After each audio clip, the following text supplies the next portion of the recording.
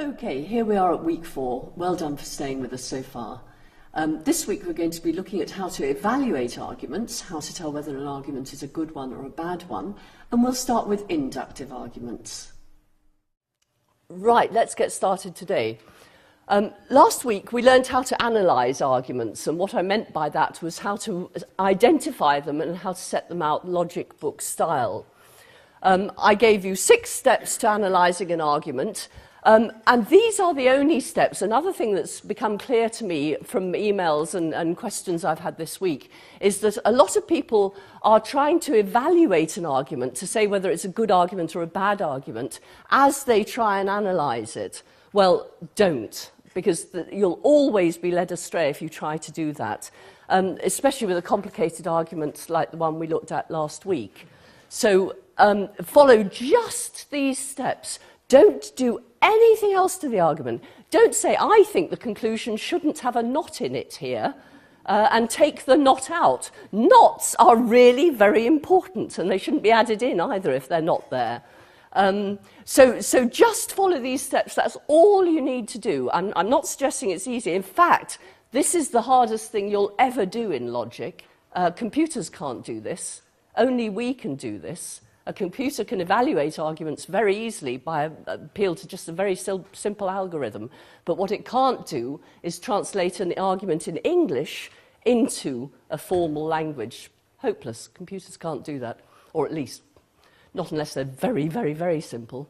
So those are the steps that you must take to analyse arguments, and don't try and evaluate them at the same time. Okay, we did see that although we needed to paraphrase arguments in order to complete these steps, in other words, we had to add in things that, I mean, instead of it, we put she or something like that, or that wasn't a good example, but instead of it was tried to tickle him, or do you remember?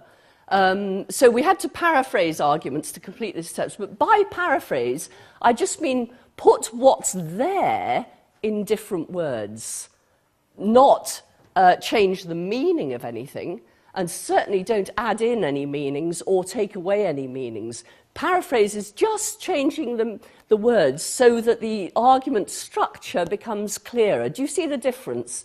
And again, you'll probably need a bit of practice before that comes easily, because it really is a temptation to evaluate the argument and to change its meaning if you think it would be clearer if so-and-so said this rather than that.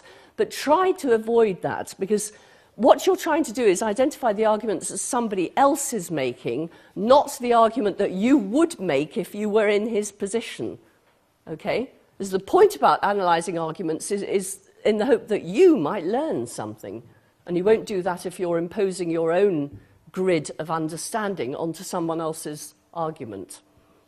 Okay, so paraphrase, but don't change the meaning. We also saw that it's necessary to bring to bear our understanding of the argument. For example, do you remember the suppressed premises that we added last week? I mean, we had quite a tussle with some of them, didn't we? Some of them turned out some of the things that we thought might be suppressed premises turned out actually to be a matter of inconsistent terms or something like that. So we have to bring to bear our understanding of the argument and what follows from that. But don't read into the argument anything that isn't actually there. If a suppressed premise is there, it's usually pretty clear that that's a suppressed premise of the argument. It's a premise that ought to be there, but isn't. So all you're doing is making explicit something that's already there implicitly. Okay, I think we're... Okay, and I've just said it's extremely important in analysing an argument not to evaluate it. First you identify it, then you evaluate it.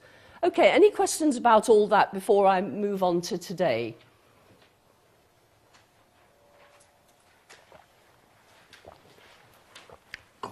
No. Okay, let's move on to today. What we're going to do today is to start learning how to evaluate arguments. Now, today I've got down as starting with validity and truth, looking at the distinction between them.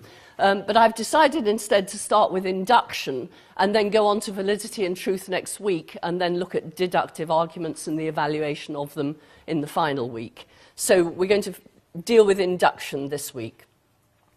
Oh, okay. Oh, I've done it now. I was going to ask you to tell me what an inductive argument was, but there we are. Okay, you knew this anyway, didn't you? Yes, good. Okay, there you go. Well, fantastic. Inductive arguments are such that the truth of their premises makes the truth of their conclusion more or less likely. Okay, and if you remember, we looked at two examples in the first place. We looked at the sun's rising. The sun has risen every day in the history of the world, therefore the sun will rise tomorrow. And every time you see Marianne, she's been wearing earrings. So next time you see her, she'll be wearing earrings. I'm going to leave them off next week, if I remember. All inductive arguments rely on the principle of the uniformity of nature, as Hume called it, David Hume called it. And the only arguments for the principle of the uniformity of nature itself are themselves inductive. So it looks as if any argument you offer for induction is going to be circular and based on induction itself. And this is a real problem. People would love to be able to justify the principle of the uniformity of nature, to say why we should believe that the future will be like the past, but no one's conclusively succeeded. There's reams and reams and reams of books and papers written on this problem, and there are lots of theories about it, but there's no theory on which everyone would converge yet. Okay, different types of inductive argument. Inductive generalizations, causal generalizations, arguments from analogy, and arguments from authority. We're going to have a look at each of these separately and look at how to evaluate them. So, by how to evaluate, how to tell whether they're good arguments or bad arguments. Because remember, inductive arguments are not, it's not a matter of either or with inductive arguments. They're either strong or weak. Okay, so there's a gradation. It's a matter of degree as to how good an inductive argument is. Okay, let's start with inductive generalizations. And what I mean by this is that the premise identifies the characteristic of a sample of the population, of a population, and the conclusion extrapolates that characteristic to the rest of the population. And all inductive arguments are actually a form of this, of inductive generalizations. So in learning how to evaluate inductive generalizations, you can apply everything you learn to other types of inductive generalization. But let's have a look at them generally. Okay, here are two examples. Looking first at this one, what's the population that we're looking at here? So do you remember I said the premise points to a sample of a population, and the conclusion extrapolates to the rest of the population. So what do I mean by the population in this case? Voters, exactly, that's right. So we're saying here that 60% of the voters have been sampled, and that 60% said they'd vote for Mr. Many Promise. And we're extrapolating from that to, therefore, actually there's a suppressed premise here, isn't there? Or there's something we could add in here.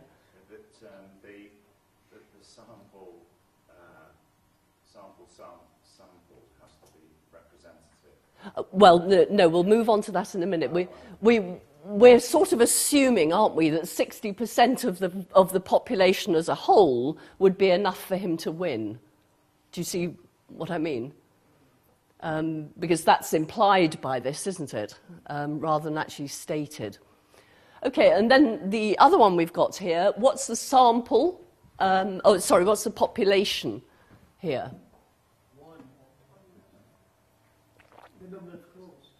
One what? The number of calls made. Calls to BT. Yep, calls to BT. So the premise says, whenever I've tried to ring BT, whenever I've tried to make calls to BT, it's taken me hours, and I'm extrapolating to that for that to, actually it's calls by me, actually, isn't it? Rather than calls generally. So I'm extrapolating from my past experience to my future experience. Correctly. Okay, so what I want you is to have a look at each of these arguments, or you can choose just one of them if you want to do it more slowly, and ask yourself, write down the questions to which you would need answers in order to decide whether these are good arguments, and then we'll go through them together. So have a look yourself and just think about these questions and think about what you would ask in order to satisfy yourself that these were good arguments. Okay, anyone want to give me examples of the sort of questions you would ask? On the first one, I'd ask how big the population itself was.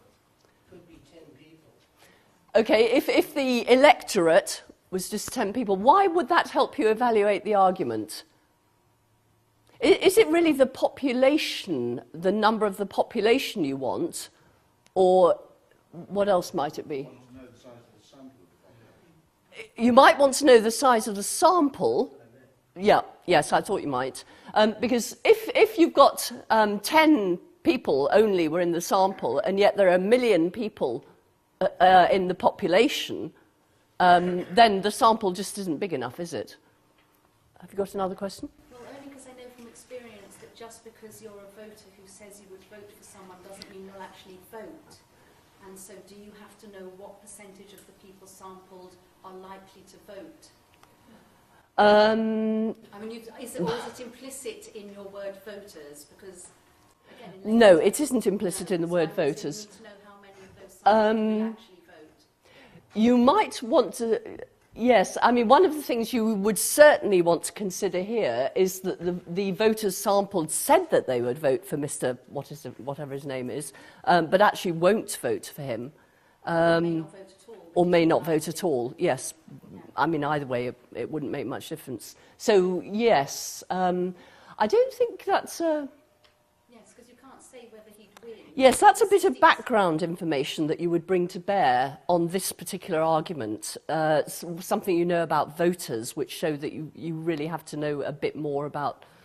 Well, you presume, I expect there's a number by which they determine how many are likely to actually say... I don't know. Yeah. Yes, you'd certainly need to know whether they were telling the truth. Yeah. Okay. Okay, it's certainly the case that Mr. Many Promise is not likely to win if he's not going to stand, even if 60% of the voters. So actually, that's quite a good counterexample, isn't it? A case where the premise would be true, but the conclusion would have to be false. That is quite a good counterexample to that. If you got a situation where the voters really did want to vote for whoever it was, but he wasn't going to stand. Yeah, I like that one. Another one here. Good. You'd want to know whether the sample is representative, wouldn't you? Because if the only people they asked were males, then who knows what women are going to do? Or if they're all under 24, or if they're all black, or if they're all... whatever, you need to know that the sample chosen is representative of the population as a whole. Yes, okay, so if you have something like the radio, there was a radio programme, wasn't there, that was taking votes for something or other, and a lot of people... So, I mean, actually what you want to do is you want to ask whether the premise here is true at all. Yes, definitely, yep. Yes. Because it may be that 60% of the voters said that they would vote for Mr. Brown, but then something dreadful happens, and it's certainly not the case that if you sampled them again just before the election, they would still say, good, you're coming up with all sorts of things I haven't got myself here. This is brilliant. Who did the sampling? Who did the sampling? Yep, that would be a very good thing. And again, I mean, that's another example of, is the premise true? Because if the person saying that 60% of the voters said that they would vote for him, if they're all apparatchiks for Mr. Many Promise who want to make him feel good before the election, you might question the premise itself, mightn't you? Okay, what about this one? Or is there anything that would be added to this one that we haven't already considered? Gentleman there. When, I think, is perfectly good, because if I've been trying to ring BT at 2 o'clock in the morning, it might be perfect, you know, yes, it may have taken hours, but were I to ring at 10 o'clock in the morning, it might be different. I'm assuming they don't answer the phone at 2 o'clock in the morning. Okay, it's certainly reasonable to ask whether it's just me. Yes, I mean, there might be something about my particular telephone number that whenever I ring BT, there's something that says, don't answer this one, or something like that. But as the conclusion is that when I ring BT, do you see what I mean? Again, again, the way I've set this up, the population here is calls that I make to BT, rather than calls that anyone makes to BT. Yes, I might have only made one or two. Again, that's structurally the same as when we said here, how many people did we sample in the population, and what percentage of the population is that? And you're suggesting exactly the same thing here quite properly. If I've only tried to ring once or twice, then, you know, is that really a big enough sample?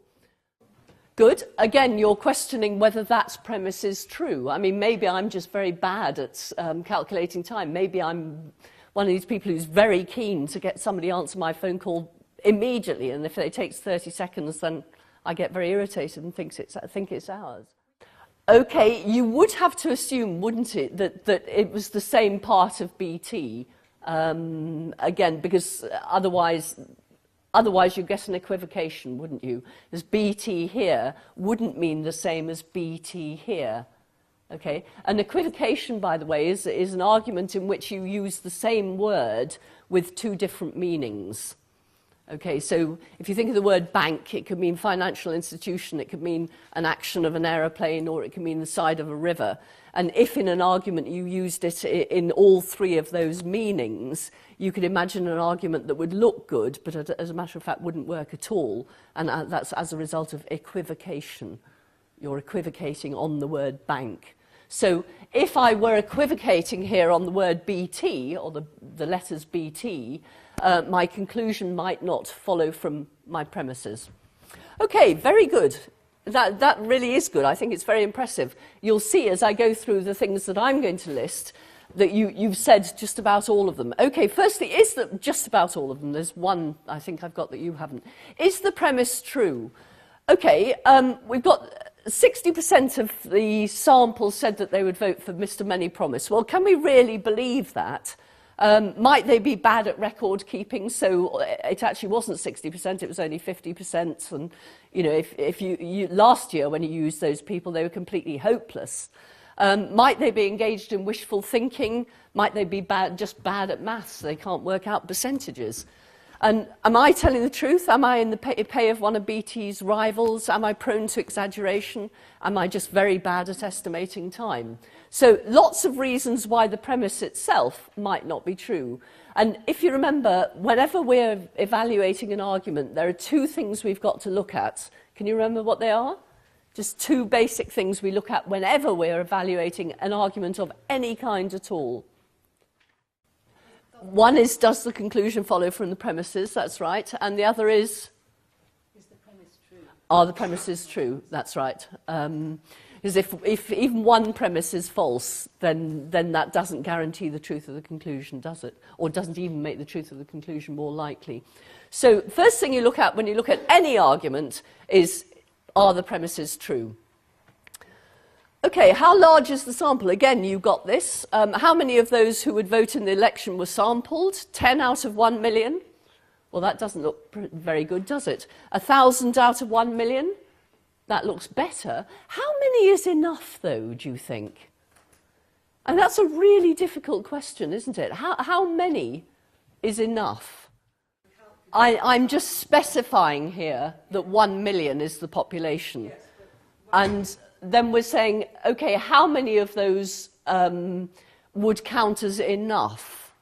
And I'm saying there actually isn't any answer to that. We can certainly answer that 10 is probably not enough, and we might be able to say that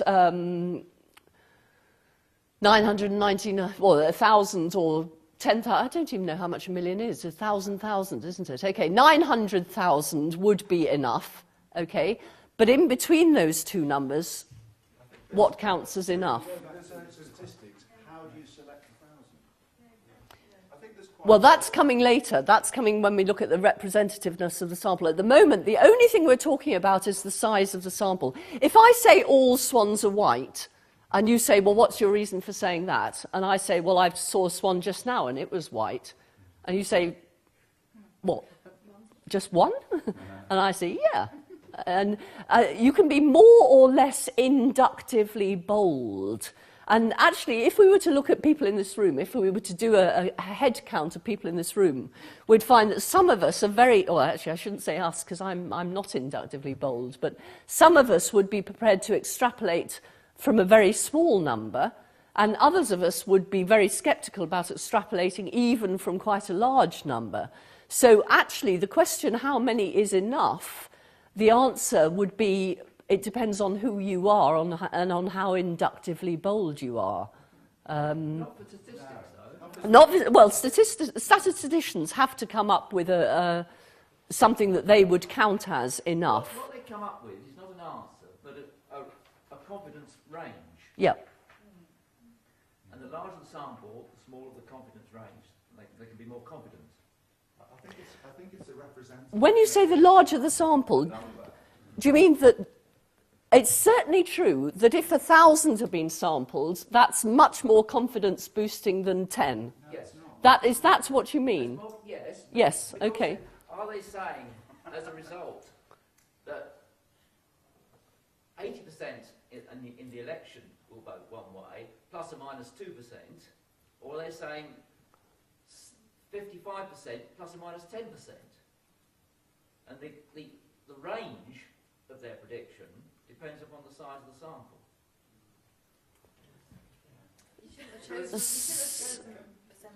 No, I think, I'm getting out of my depth here.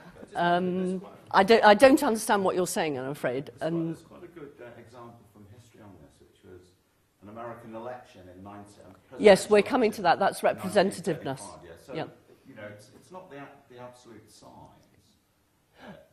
That's of less importance than the actual representativeness. No, let's leave representativeness aside. At the moment, I'm just talking about size. All we need to look at is how many of those in the sample, how many in the population, how many in the sample, do we think that we've got enough who've been sampled in order to make us more confident about the extrapolation. If I've only rung BT once, then my claim that the next time I'm going to ring is really pretty low, isn't it? It's a very weak argument. Whereas if I've rung BT 50 times and not got through, then that's more reason to think. So if we think, remember that inductive arguments make the premises make the conclusion more or less likely, well, if my premise is I've rung BT once in the past and it took them hours to answer, then so that it'll take them hours to answer again, my argument's much less strong than if I say I've rung BT 50 odd times in the past and it's taken them hours to answer, therefore it'll take them hours to answer next time. See what I mean? And again here, if I say 10 out of 60% of 10, in other words 6 voters out of 1 million said that they'd be voting for Mr. Many Promise, therefore Mr. Many Promise will win the election.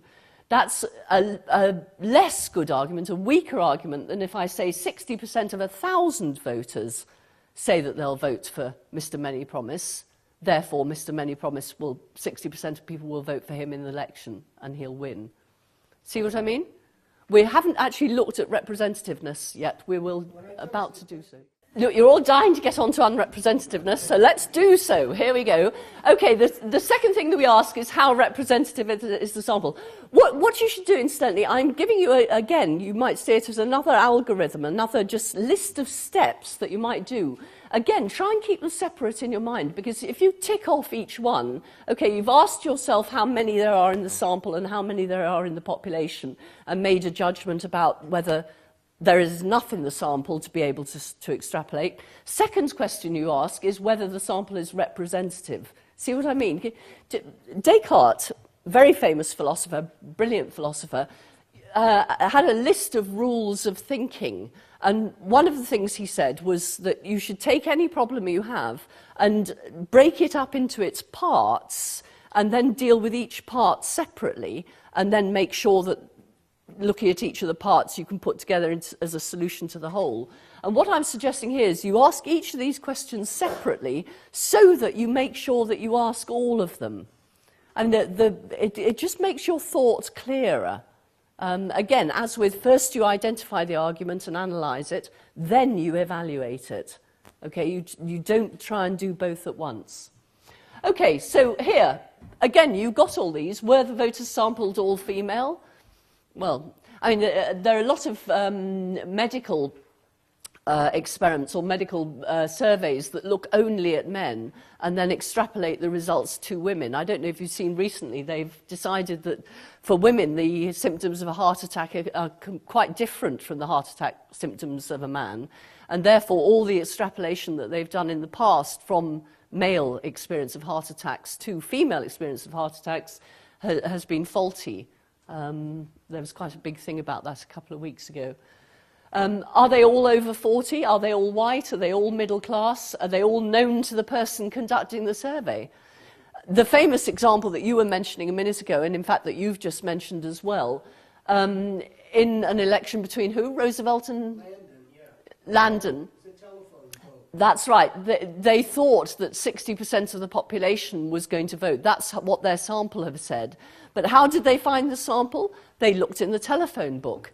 How many people had telephones then? Actually, very few. So although there was 60% of the sample said that they would vote for Roosevelt, actually the sample was horrendously unrepresentative because it was middle-class people with a fair amount of money who had telephones. And therefore it didn't represent the population as a whole. Okay, and anyway, the same thing here. Again, we came this, have I only rung BT on a Sunday after 10 p.m. when I'm in a hurry, etc., etc. Okay, so firstly, is the premise true? Secondly, what was it? How large is the sample as a percentage of the population? Thirdly, how representative is the sample? 3 questions to ask there. Here's another one. Here's a one you haven't thought of and perfectly reasonable that you shouldn't. If you were asked, here are 2 hands of cards, which one is most likely to come up? Who thinks this one is most likely to come up? No? Okay, who thinks this one is most likely to come up? No, you're all very clever, aren't you? You're absolutely right. They're actually equally likely to come up because, of course, cards are just at random. They're not. But actually, if you ask the students at the university where this experiment was done, which hand is likely to come up, they come out overwhelmingly against this one and for this one. This is much more likely to come up than this one. Now, you can see why they think this, can't you? Can you?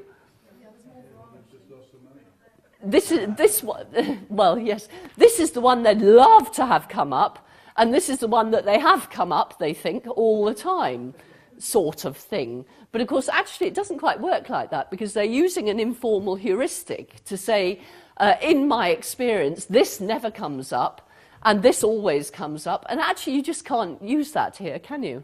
Because what comes up is something like that, but certainly not that. It just means a way of making a decision. Okay, a rule of thumb, if you like, a way of making a decision.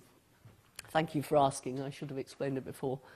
Okay, so if an inductive generalization is based on an informal claim like this, in my experience, hands like this never come up, therefore this one is much less likely than that one, then you should be very wary of the generalization. And here's another one, and I expect you're all going to be clever enough to get this too. Okay, in 4 pages of a novel, how many words would you expect to find ending in ing? And in 4 pages of a novel, how many words would you expect to find that include the letter N? Would you expect that to be larger than that, or vice versa? So you'd expect more of the ing words. No, more of the N words. Put up your hands if you think there are more N words. Okay, put up your hand if you think more ing words. Okay, that's interesting. This time you have fallen for the trick, because of course there are going to be N words, because there'll be N words that aren't ing words, but there won't be ing words. That's right. They're always going to. Oh, okay. I'm sorry. So you're absolutely right. there are going to be many more N words than there are in words, because there are going to be at least as many N words as there are in words. Yes, okay, sorry, you did get that. What happens again when you ask the students, the psychology students at the university where this experiment was done, is they expect many more of these because they can think of many more ing words than they can of N words. And therefore they inductively generalize again. Well, I can think of many more of those, therefore there probably are more of those. Again, bad argument. If I ask you how many footballers or something from a particular team score well, you'll be able to think, well, actually, that's a very bad example.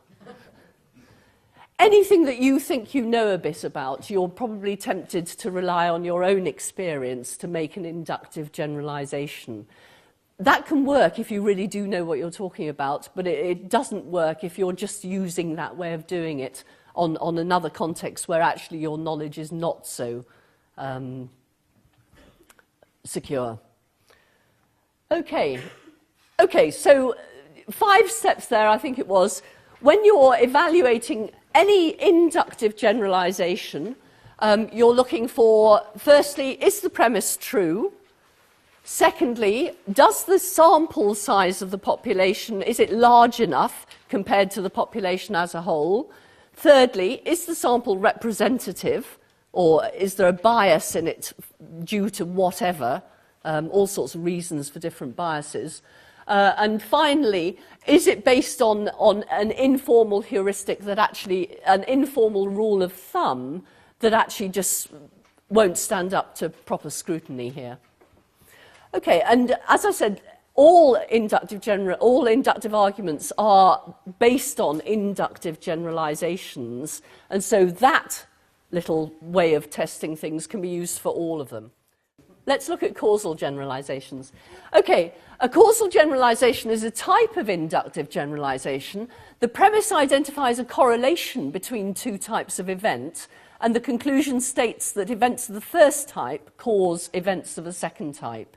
So the idea is that if you see A and B, A and B, A and B, A and B, A's and B's are always correlated, you extrapolate to the claim that A's and B's will always be correlated, and you imply that the reason for this is that there's a causal relation between them. So where there's correlation, there's cause. That's what a causal generalization is. So let's have a look at a couple. Okay, married men live longer than single men, therefore being married causes you to live longer. I apologise for this one. When air is allowed into a wound, maggots form. Therefore, maggots in wounds are caused by air being allowed into the wound. This is... Sorry. Okay, I'll tell you what, let's do it openly. What do we need to know whether these arguments are good arguments? Okay, let's have a look. Again, we ask, is the premise true? Who says married men live longer? Married men? A woman who wants to get married? Fred, whose parents split up when he was 5? I mean, who's saying this? Where are we actually getting this information from?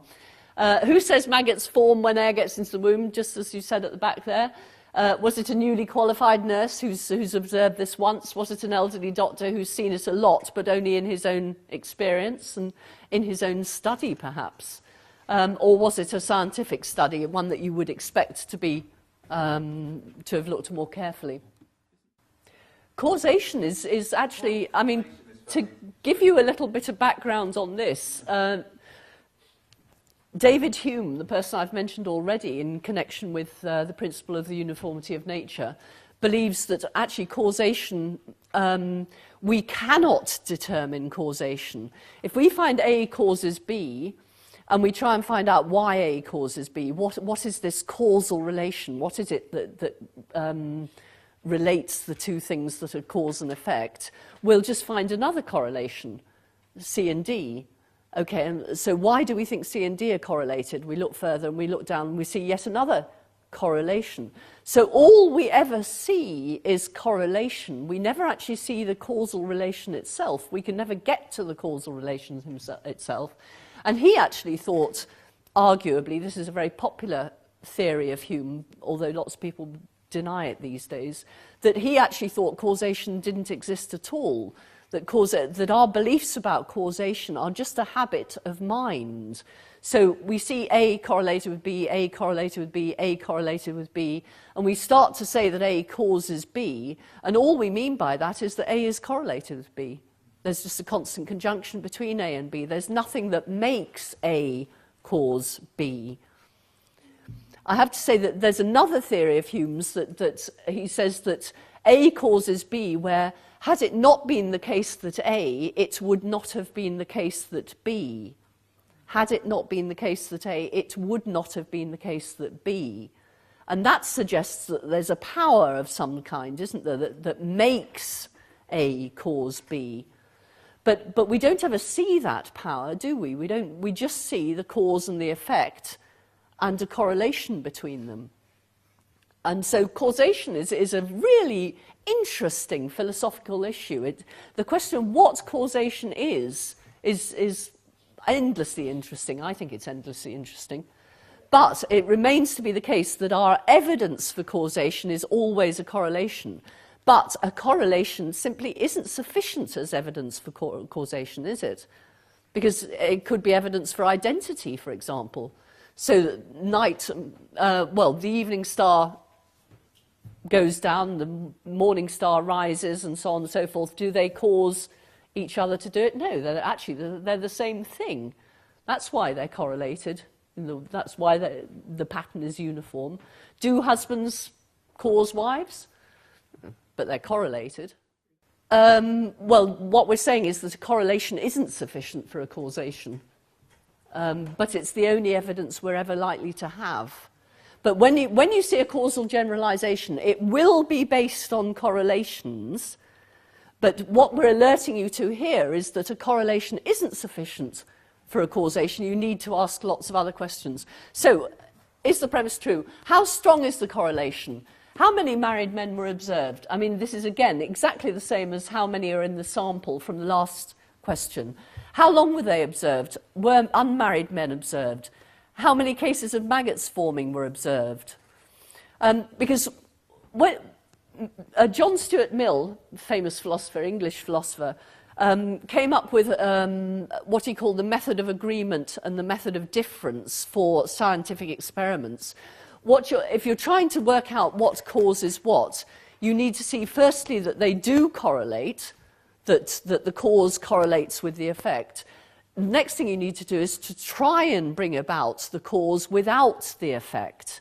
Because if you're saying that A's cause B because all A's are always correlated with B, then what you do is you try and bring about an A without a B, because if you can do that, you've disproved your claim about causation. See what I mean? And that shows us that we tend to think that a cause is sufficient for its effect. That if A causes B, the occurrence of an A must be followed by the occurrence of a B, because A is sufficient for B.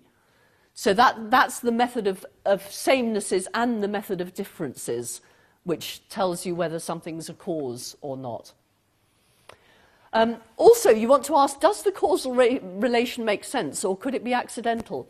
Let's say that we discovered that in the whole history of the universe, every time a match has been struck, a pineapple has fallen. Okay, we have a correlation, and we've done our very best to try and make sure that we've struck matches without a pineapple falling, and it keep on doing it. So we can't break the correlation in any way. Do we think that matches striking cause pineapples to fall? Yes. Well, some people are quite inductively bold here. They think, yes, if you've got a correlation as strong as that, it must be causal. Apparently, there's also a correlation between the length of skirts and the Dow Jones index. As one goes up, the other goes up, and as one goes down, the other goes down, or it might be the other way around. But anyway, there's a correlation here. Do we think that the length of skirts causes the rise and fall of the Dow Jones index, or vice versa? I think that's more likely than the pineapple. You can sort of see something that makes sense, can't you, in that? Because you could maybe when the Dow Jones index is really high, people are really excited and pleased, and therefore they risky, take greater Risk-taking, risks, so they cut put on their their miniskirt. skirts. That's fine. Okay. Okay, so the claim that being married makes you live longer if you're a man. Why would being married cause men to live longer? I think this is where your claim about are we including civil relationships is quite interesting. Why would being married cause men to live longer? Incidentally, I think it causes women to die earlier. Just some warning to women in this room. Because they have to reduce their stress. Okay, they're happier, their stress reduces. Another explanation? What? That's a first, he says. It might also be because women tend to look after diets and things like that more. Men are cooked for more often than women are, perhaps, and when women do the cooking, they're concerned about nutrition and da-da-da-da. So when a married man eats, he tends to eat more healthily than a... I mean, we can think of reasons for why that would be the case, can't we? So it's not a complete mystery. What about this one? Why would air getting into a wound cause maggots to form? I mean, the experiment we've done here, some nurse has seen that when a wound was covered up by accident or something like that, maggots didn't form. And she thinks, well, you know, could it be? So she covers up a few and she leaves a few open. And she sees that the ones she's covered up don't get maggots, whereas the ones that are left open do get maggots. So she's formed a hypothesis, could it be that air getting into the wound causes maggots? But why would that be the case? Perhaps because there's something carried in the air that causes maggots to form, and actually we know now that that is the case. So, okay, so does the causal relation make sense? Incidentally, if it doesn't make sense, does that mean it's not causal? No, it doesn't actually, does it? Because you can imagine that there may be something that is a complete mystery for us for a while, and I wish I could think of an example, but which turns out to be true and turns out to have an explanation. But even so, if you can't, if the things seem to be just totally disparate, that would be a mark against this argument being a good one. We also might, and we've done this a bit, okay, what cause it is what? Could it be that being long-lived causes marriage? So it might be that having genes for longevity cause men to get married. So you said socioeconomic factors, but I'm suggesting it could be genetic factors. So there's one set of genes such that if a man has them, he's both more likely to get married and he's more likely to live longer. So there's one common cause for the two things rather than one thing causes the other. Yeah, and that's, I couldn't think of anything. Could maggots forming cause the air to get into the womb? No, I couldn't think about that. So, okay. Right, so that's looking at causal generalizations, and you'll see that many of the questions that you would ask about causal generalizations are also questions you've already asked about inductive generalizations. That's not surprising, because causal generalizations are a type of inductive generalization, and or the ones that you're asking separately are the ones that say, you know, why should we think that a correlation has a causal relation under it? So just moving on quickly to analogy here. Another type of inductive generalization, it takes just one sample of something and then extrapolates from a character of that example to the character of something similar to that thing. And there's a famous argument from analogy, the universe is like a pocket watch. Pocket watches have designers, therefore the universe must have a designer. I think we're probably all familiar with that argument. Okay, how would we go about questioning this argument? Why is the universe like a pocket watch? Yes, okay, and what aspect are we picking out here and saying is similar to the two cases? So why is the universe like a pocket watch? I mean, using this famous example, what did the person believe? Was it complicated, elaborate? That's what the person would say. That's right, it was very... Who was it? It's gone completely... Paley, that's right, thank you. I'm sorry, I have got a head full of cotton wool, it's very strange. Yeah, Paley believed that the pocket watch moves regularly, it's very complex, it's it must have been very difficult to put together. And he believes that the universe is also very regular, very complex. It must have been difficult to put together. Therefore, if one has a designer, the other has a designer. What else might you ask? Okay, there are many. There is a similarity, we might say, between pocket watches and the universe, but there are many, many dissimilarities. Why should we consider that this similarity is more important than all these differences? Yep. Okay. But wouldn't you say that if the universe is like a pocket watch in this particular thing, and the explanation of pocket watches having a designer is this particular thing, in other words, it's being very complex. So if we agree that everything that's complex and regular must have a designer, okay, but we are saying the universe is like a pocket watch in being very complex and regular. Pocket watches have a designer. Oh, I see. Okay, so you're absolutely right. I'm sorry. No, you are right. I was changing that second premise to everything that's complicated has a designer. And that's not what it says, is it? And so I've rightly been pulled up on that. Okay, it isn't what it says. I suppose that's why we think that this is going to work at all, though, isn't it? In order to give an argument, we do have to say a lot of things in support of the various premises and in support of our belief that the conclusion follows from the premise and so on. So you wouldn't expect almost anything said to be an argument. And actually, as you learn... Yes, no, I'm not surprised. I suppose what I'm doing is I'm defending newspapers, because actually you need to read a whole article in order to see what the claim being made is. And then you need to go back and identify what the reasons are being given for the claim. Okay, are the two things similar in the respect of... Is the respect in which they're similar relevant to the argument being made?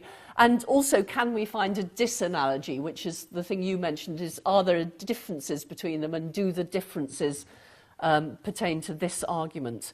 But the thing to remember about arguments from analogy is that they're extrapolating from just one example. Therefore, the one example and the extrapolation have to be really pretty strong before you should go along with them. So arguments from analogy are much more common, and probably for the reason you're saying, because they often take us along with them emotionally. Let's finally look at arguments from authority, which take one person or a group of persons who are or are assumed to be right about some things, and they extrapolate to the claim that they're right about other things. So, human rights monitoring organisations are experts on whether human rights have been violated. They say that some prisoners are mistreated in Mexico, therefore some prisoners are mistreated in Mexico. What do we need to ask about this? What's the source of their information? Where do they get their information from? Is it just that they've become hackneyed and cynical and they think that everyone mistreats everyone? Or do they actually have reasons for saying what they have? Yep. I mean, all that's needed for this argument is that some prisoners are mistreated, not that they're mistreated by anyone in particular, I think. Okay, you might say here, we've started, the first premise here is they may be experts on whether human rights have been violated, but are they experts on whether somebody's been mistreated? Are they perhaps seeing trivial forms of mistreatment as violations of human rights or something? Is that what you mean? Yep, okay. Okay, well, let's have a look at the... Okay, who exactly is the source of information? I mean, it was saying there, it was implying at least that all the human rights organisations were saying it, but it might just say one. And again, there you would want to make a judgment about whether the source of information really is an expert, whether they're qualified in the appropriate area, because it's very easy, again, going back to how inductively bold you are. If you have a tendency to think this person is an expert in one area, you may well inductively generalise to his or her being an expert in another area. So your tutor, for example, whom you think is, you know, if Marianne says P, then P, which is, of course, a very good argument. But if what she's talking about is politics or mathematics or something like that, then it's complete nonsense, isn't it? Okay, so not only that you need to know who they are, you need to know whether they're qualified in the right area, you need to know whether they're impartial in respect to this particular claim. So Amnesty International, let's say, are impartial. They go out and they get the evidence and they're very careful not to be biased. I don't know whether that's true, incidentally, but let's say it could be. But then there might be another human rights organisation that's not careful to make sure that its information isn't biased. So you'd need to make a distinction between the fact that Amnesty is a reputable organisation and this other one isn't. Well, I mean, you get that quite often. I mean, if you want to belittle the results that come out of a particular survey, one way of doing it is to say that the people who are putting forward this survey are biased. So I've been working on looking at GM food, and actually it's very, very difficult to get a source that hasn't been funded by a pharmaceutical company or by a company that isn't that's the Soil Association or somebody that's very anti-GM food. So finding something that really is an impartial source is really very difficult. And it's very, very important to try and find one if you're really going to evaluate these arguments. Finally, the point you made a minute ago, it's very rarely the case that you have one expert in an area, and it's very rarely the case also that all the experts in an area will agree on something. And if you have different experts making different claims, you need to make a judgment as to where you think, which of them you think is correct. And what you can't rely on there is an argument from authority, can you? Because they're both authorities. So if you were an undergraduate writing an essay, or indeed if you were writing an essay on philosophy for me, I would have given you lots of reading, you would have done the reading, and I would have expected you to come away and to think, okay, well, so-and-so says this, and Thingamabob says that, and he says P and he says not P. Well, which of them is the case? Well, now you need to look at what the arguments are that so-and-so gives, what the arguments are that Thingamabob gives, and work out which ones you think are the best ones and why. Okay, so there's no substitute for thinking for yourself. An appeal to an argument for authority is okay for various things. I mean, we have to rely on authorities for all sorts of things. But if you were trying to write a philosophy essay saying, Marianne says P, therefore P, will not do. And that's true of every philosopher you ever come across, because there are very, very few things in philosophy that aren't questioned. Okay, that's where I was going today. Next week we'll look at validity and truth, and then we'll turn to the evaluation of deductive arguments.